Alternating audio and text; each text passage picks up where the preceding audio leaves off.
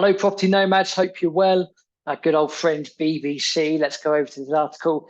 Is China's economy a ticking time bomb? This is very, very important because what happens in China could have a massive impact on the rest of the world. And not many people are speaking about it. Why? I don't know. I would say that I wouldn't always believe the data that comes out of China, but certainly in recent months, it does seem like the news over there is getting worse. We have Evergrande or Evergrande, however you say it, and I think Country Garden have either filed for bankruptcy or are having serious cash flow issues over there.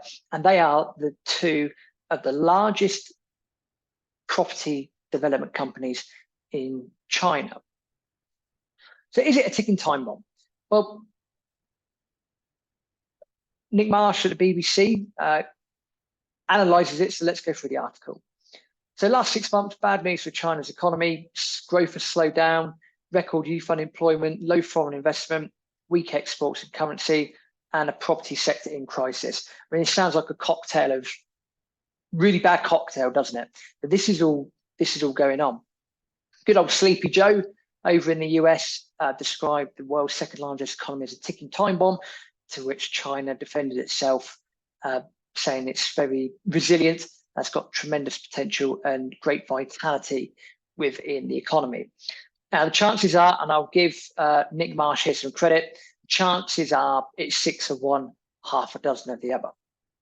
But the key thing I want to focus on is the property crisis, so to speak, and poorer households over in China. Because what's been happening with all these developments that have been built is the property market has slowed down somewhat considerably.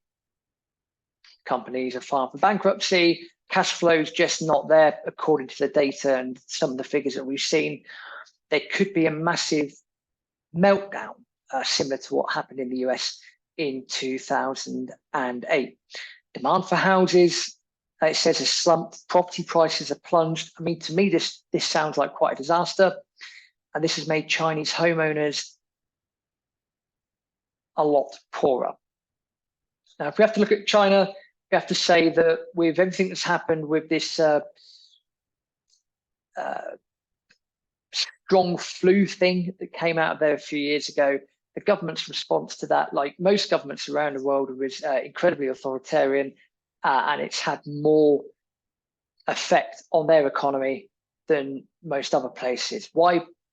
Because I think they've tried to be too strict with it, but I'm not their government, so it's not for me to say. But this is, with the benefit of hindsight, this is what's happening.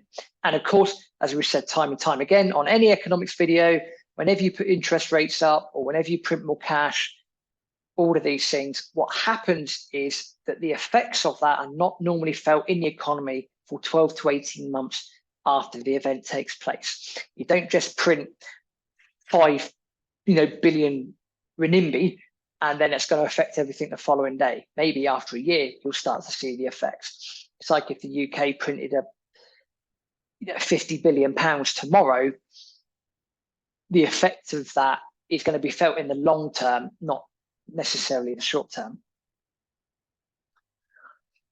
Foreign direct investment is down. That's not surprising. I think a lot of people are becoming more cautious of China. What we get told in the media and what's actually going on, normally two different things in there. And the China's big reopening that people were talking about, that's not materialized at all. So there are alarm bells coming out of China. How does this affect you and I? Well, the key thing is, if China self-combusts for whatever reason, the ramifications that's going to have globally is going to be absolutely insane, because we're dealing with one of the world's largest economies. We're dealing with a massive exporter of goods. And if they're having issues, then consumer confidence is probably going to decrease. And if consumer confidence decreases, then all hell's going to break loose, because all the different monetary systems that there are and bank credit and this and that, it's all based on confidence. It's all based on psychology, and it's all based on the velocity of money or currency. And if the velocity of currency slows down, consumer confidence decreases, then you start to get into this death spiral. And if one of the world's biggest economies suffers as a result of everything that's gone on in the last few years, yes, psychologically, I think a lot of people around the world are going to be very disturbed by that. And then that's when we're going to, the feces is going to hit the fan, so to speak. So this is why this article is crucial. This is why China's economy is quite possibly a ticking time bomb. China don't want to, they always like to play from a position of strength. So they're not going to come out and be on their knees and go, woe is us, you know, we're in the crap. Oh my God, it's the end of the world. Because with everything that's going on geopolitically and other bits and bobs that we won't get into on this episode or this video, there's going to be a lot going on behind the scenes. They want to make sure they remain as strong as possible. But what is relatively clear to see is that the underlying data is not very favorable at all. The growth that they had in the last 30 years has been mainly fueled by building. That's road, bridges, train lines, factories, everything, all of that sort of stuff. There's only so much time that can go on for. And I think time is starting to catch up with China. There's just only so much you can do.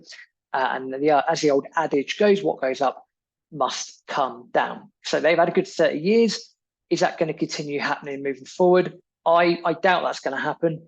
They're going to have to either reset themselves or at least correct. And that will have a lot of ramifications moving forwards globally. So watch this space, big information there, key information. So do watch out for more. As we always say on Property Nomads, with everything that's happening at the moment, you can always protect yourself.